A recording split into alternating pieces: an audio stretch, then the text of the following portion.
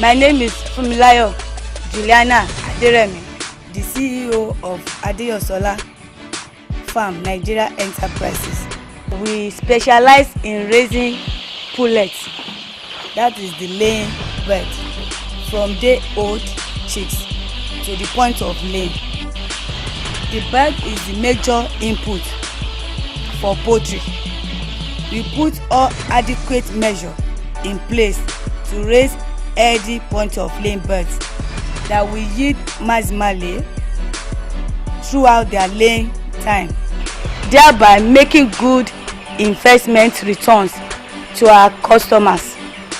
The testimony of our clients speaks volume of our works. Thereby, we contribute our quota to the food security, job provision, and economic development of our nation, Nigeria. Thanks.